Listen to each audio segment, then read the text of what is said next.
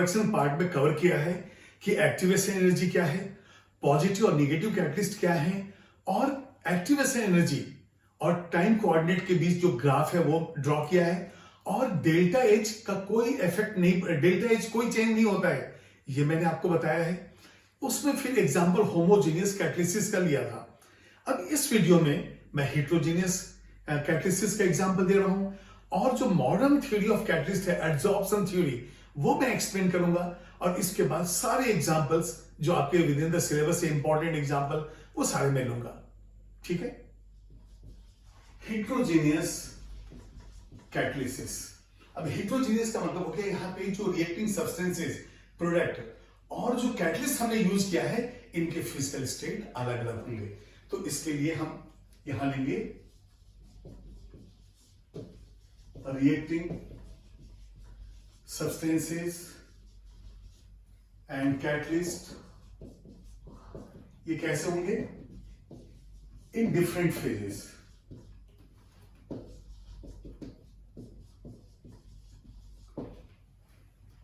अब यहां पे एक एग्जांपल हम लेते हैं, वो है कांटेक्ट प्रोसेस का। कांटेक्ट प्रोसेस में हम देखते हैं वहां भी SO2 एंड O2 का ही रिएक्शन होता है, लेकिन या तो प्लैटिनम या तो V2O5 यूज होगा।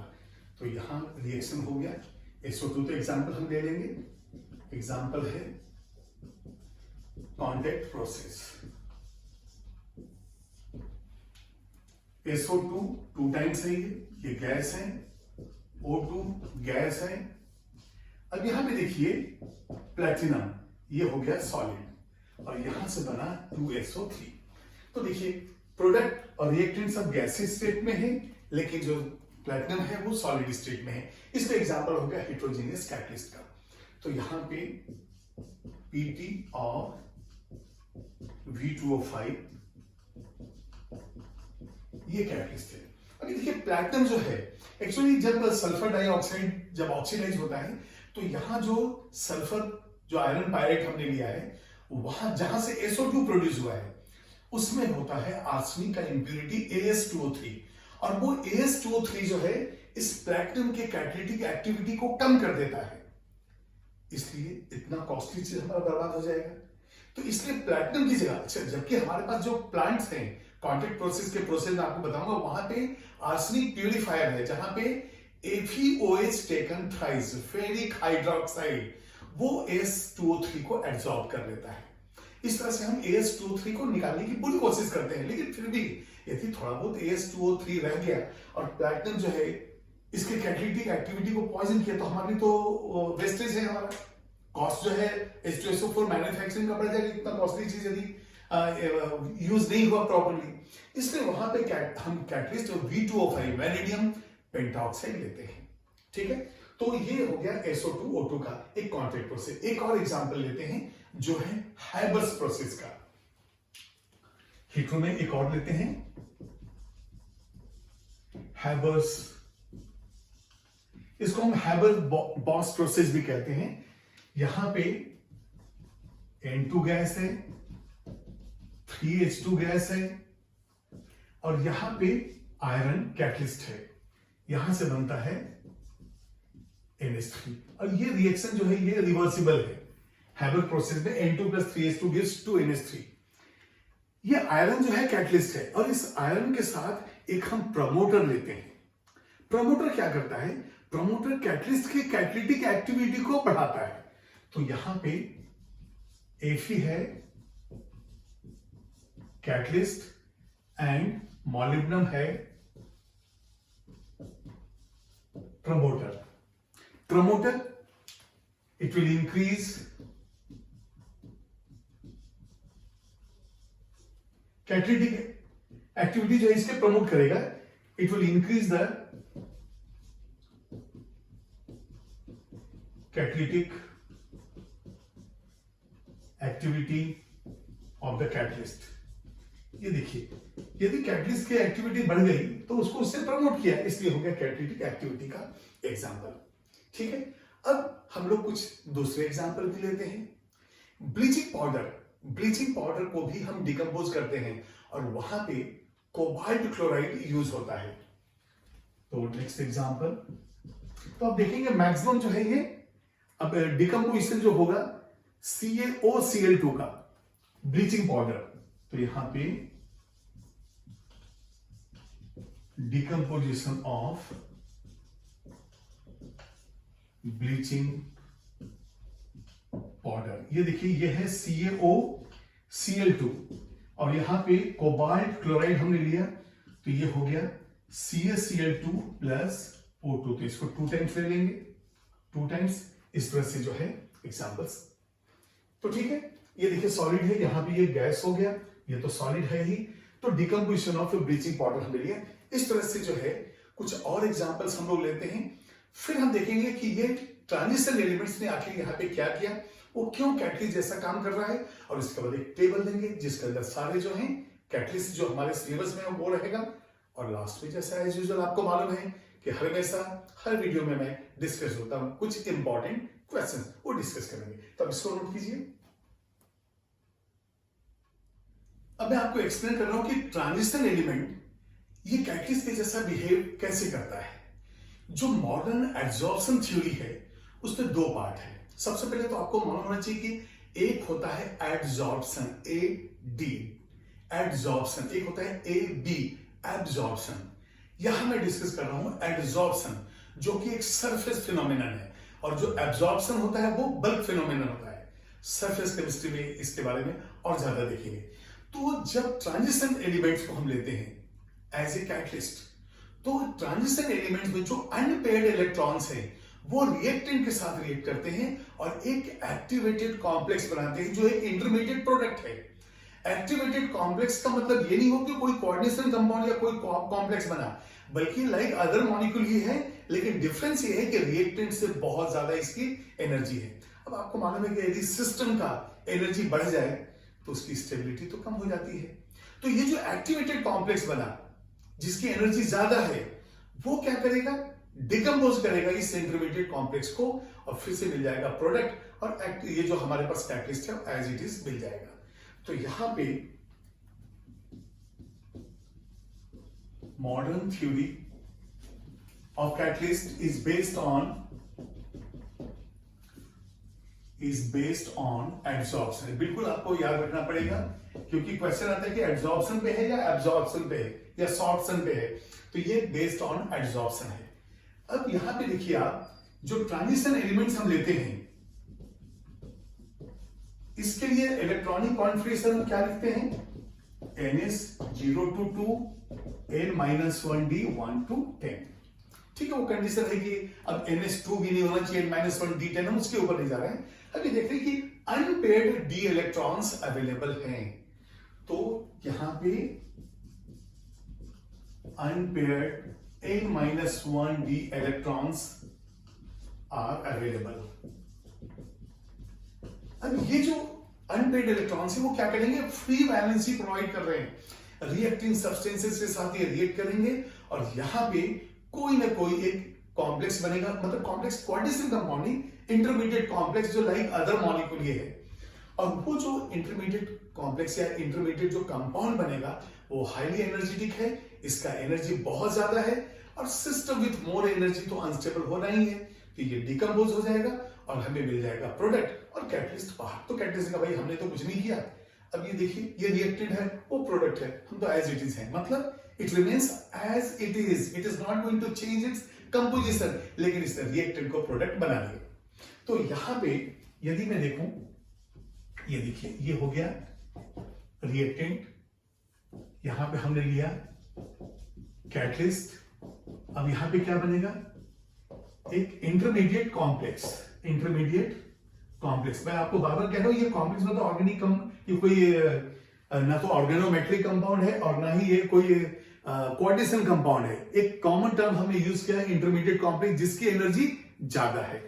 तो ये इंटरमीडिएट कॉम्प्लेक्स जो है ये डिकम्पोज होगा, और डिकम्पोजिशन के बाद हमें मिल जाएगा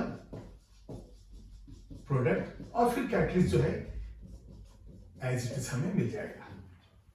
ठीक है, तो यहां पे कैटलिस्ट ने क्या किया, अपने अनपेयर्ड इलेक्ट्रॉन्स को प्रोवाइड किया वैलेंसी के लिए।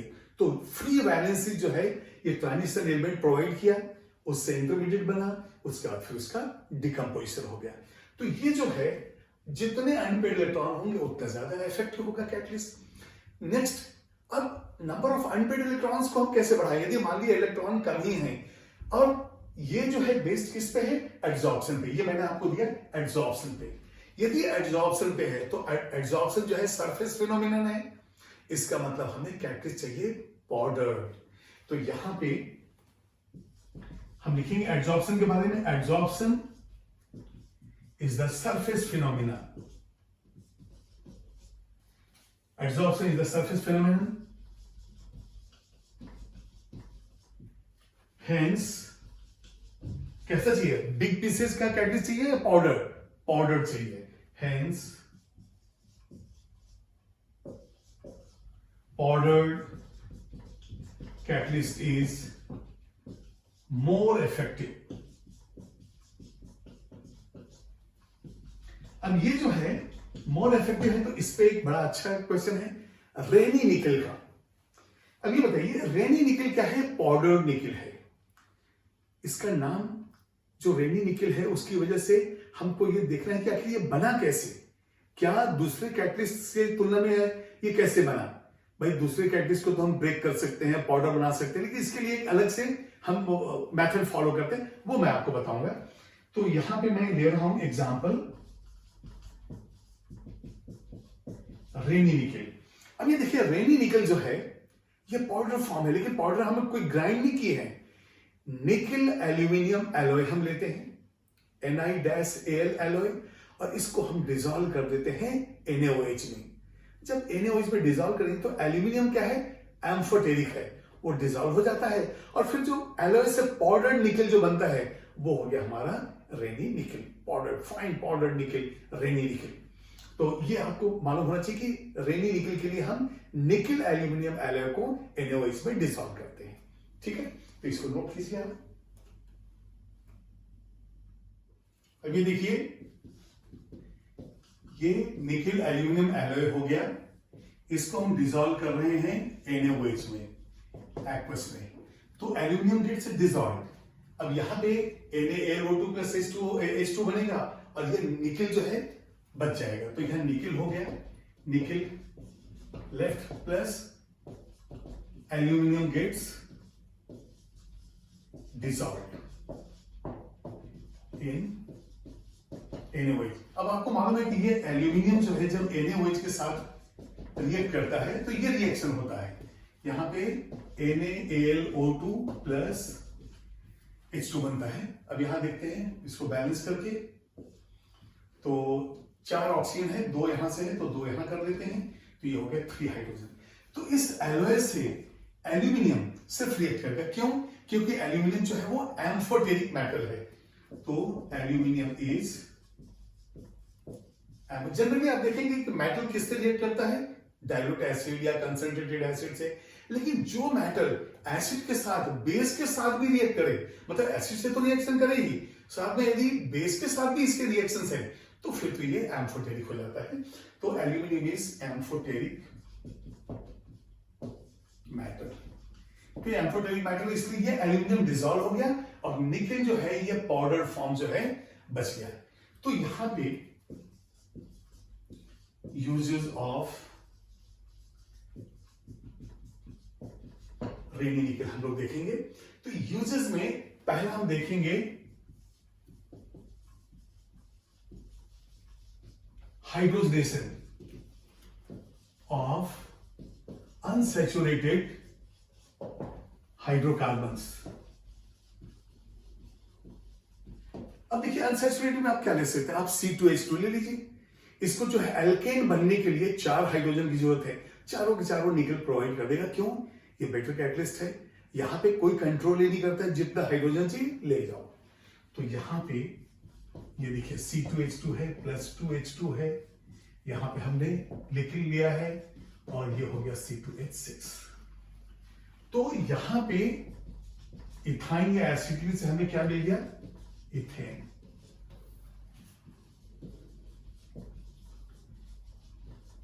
तो ये जो है एक हो गया हमारे पास।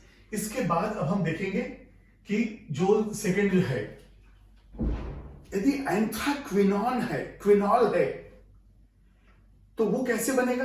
क्विनॉल में OH हो गया, एंथ्राक्विनॉन में O है, हाइड्रोजन प्रोवाइड कर देंगे, वो हो जाएगा एंथ्राक्विनोन से एंथ्राक्विनॉल। तो सेकेंड हो गया एंथ्राक्विनॉल से ये क्विनोन, एंथ्राक्विनोन से ये हो जाएगा एंथ्राक्विनॉल।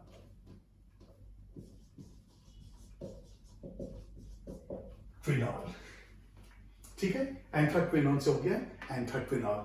तो अब ये देखिए आपको हाइड्रोजनेशन में काम आ गया, एंथ्राक्विनोन से एंथ्राक्विनॉल भी हो गया। तो इस तरह से जो है हम रेनी निकल को हम यूज करते हैं। तो ये जो है यूजेस कैटलिस्ट के हो रहे हैं क्योंकि ये प्रोवाइड कर रहे हैं अनपेयर्ड इलेक्ट्रॉन, इंटरमीडिएट प्रोडक्ट बनाने के बाद सीधे ये प्रोडक्ट बना रहे हैं। अब ये देखिए रेनी निकल ने तो कंट्रोल कर लिया, लेकिन यदि हम लिंडलार्स कैटलिस्ट लेते तो वो करता कंट्रोल्ड हाइड्रोजनेशन, वो करता है कंट्रोल्ड हाइड्रोजनेशन। तो नेक्स्ट हम लिखेंगे controlled hydrogenation by the Lindlar's catalyst. अब ये देखिए कंट्रोल करने का मतलब ही हो गया ये फेवर नहीं करेगा। निखिल ने कहा कि ठीक है एसिटिलीन आप 4 हाइड्रोजन लेके जाओ, एल्केन बना लो, इथेन बना लो। लिंडलार्स कैटलिस्ट कहे बिल्कुल नहीं, कंट्रोल इतनी जल्दी क्या है, मैं आपको 4 नहीं सिर्फ 2 दूंगा, 2 से काम चलाओगे भाई, मैं तो जानता हूं कि कंट्रोल करना है हमें। तो इसने क्या किया, एल्केन तक नहीं, एल्कीन तक ही जाने दिया।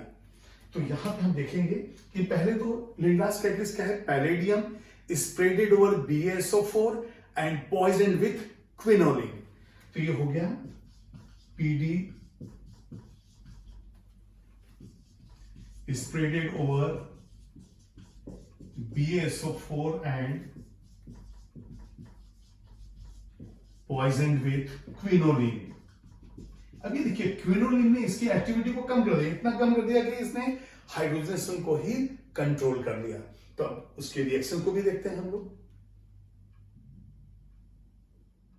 तो पहले देखते हैं लिंडलार्स कैटलिस्ट में जो कंट्रोल्ड हाइड्रोजनेशन है वो कैसे होगा।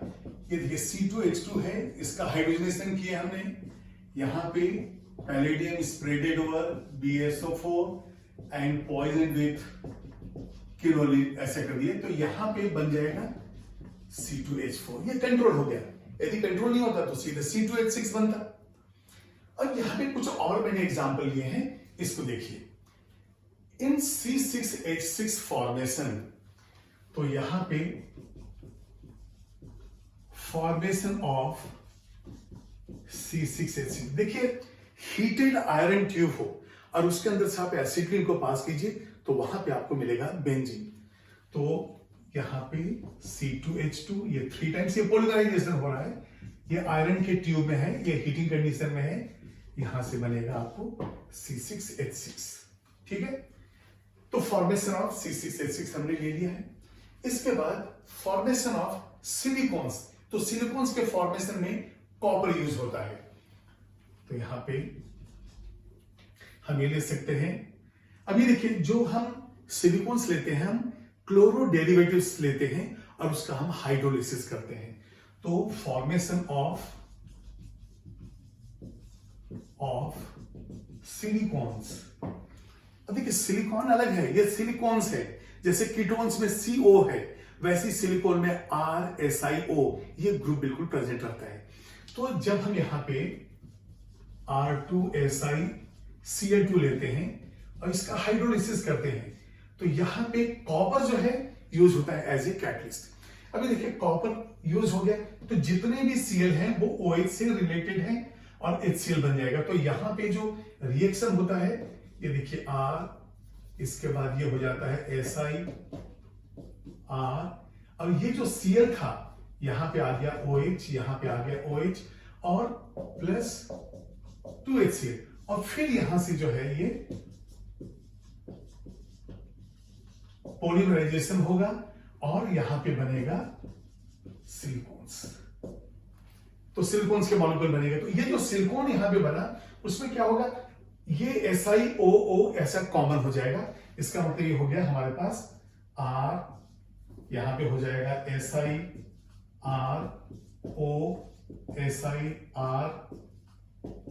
ये इस तरह से एक जो है पॉलीमर बनता है, ये सिलिकॉन होता है।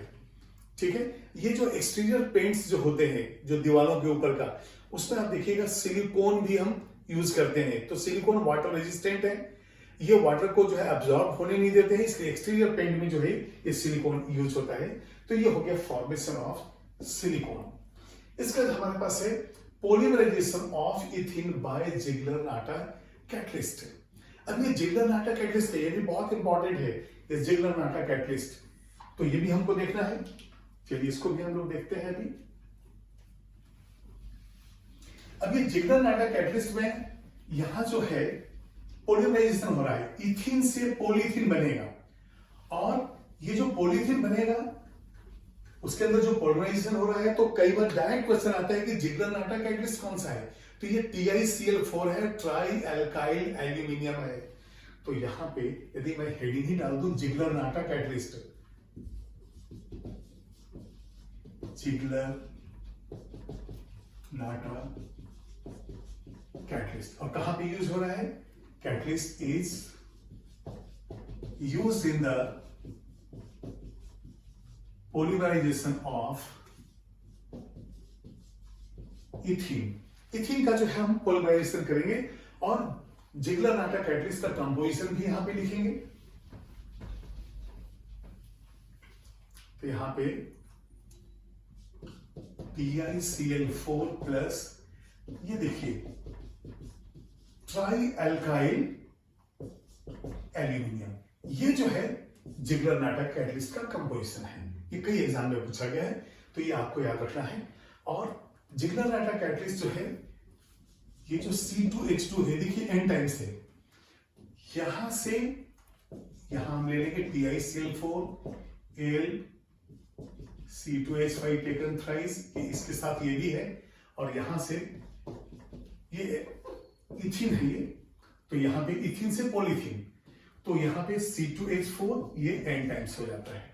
ठीक है, अब इसको हम लोग इस तरह से भी लिख सकते हैं, N times CH2 double bond CH2, catalyst वही है, और यहां पे हो जाएगा CH2 सिंगल बॉन्ड, CH2 एक बॉन्ड यहां से ब्रेक होता है, और ये इधर पे क्रिएट हो जाता है, और ये इधर कंटिन्यू, ये इधर कंटिन्यू, ये हो गया N टाइम्स, ये पॉलीथीन हो गया। ठीक है, अब इसका नेक्स्ट है formation of CCl4 from CH2 and Cl2। यहां पे FeCl3 या AlCl3 ये यूज होता है। तो यहां पे हम देखेंगे CH2 CCl4 from CH2 and Cl2। अब यहां पे देखिए ये बना CCl4, और ये दो सल्फर की वजह से यहां पे सल्फर मोनोक्लोराइड H2Cl2 बन जाता है। तो यहां टोटल क्लोरीन है आपका 6, ये बैलेंस हो गया, C 2 सल्फर और 6 क्लोरीन, ये बैलेंस हो गया। और यहां पे जो फॉर्मेशन ऑफ CCl4 ये लिए, तो यहां कैटलिस्ट लिख देंगे, कैटलिस्ट इज FeCl3 और AlCl3। तो ये जो है आप इसको नोट कीजिए, FeCl3 AlCl3 ये कैटलिस्ट हो गया। इसके बाद मैं एक एग्जांपल ले रहा हूं फेंटन्स रिएजेंट का, ये भी कई एग्जाम में पूछा गया है। तो फेंटन्स रिएजेंट क्या है और कहां पे यूज होता है, ये अभी हम लोग देखेंगे।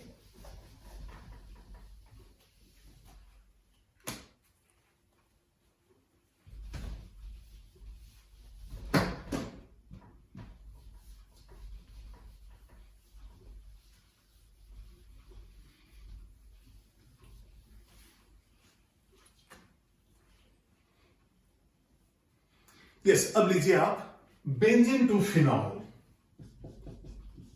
तो यहां लिखेंगे oxidation of benzene to phenol by, और यहां पे जो रिएजेंट है फेंटन्स रिएजेंट है, बाय फेंटन्स रिएजेंट। और ये क्या होता है FeSO4 प्लस H2O2। ये FeSO4 प्लस H2O2 लेते हैं। तो जब हम बेंजीन लेते हैं तो मैंने C6H5H ऐसा लिख दिया, यहां पे O प्रोवाइड होगा, कौन देगा ये FeSO4 ऑब्लिक H2O2, तो यहां से बन जाएगा C6H5OH। ये है बेंजीन टू फिनॉल, ये बिल्कुल याद कीजिए आप। जितने भी रिएजेंट्स हम जितने भी कैटलिस्ट हम यूज कर रहे हैं, इनका नाम और किसके लिए यूज होता है ये बिल्कुल ही आता है, तो ये बिल्कुल आपको याद होना चाहिए, ठीक है। इसके बाद मैं आपको लिस्ट ऑफ कैटलिस्ट पूरा दे रहा हूं जहां पे अलग अलग प्रोसेस में यूज होता है।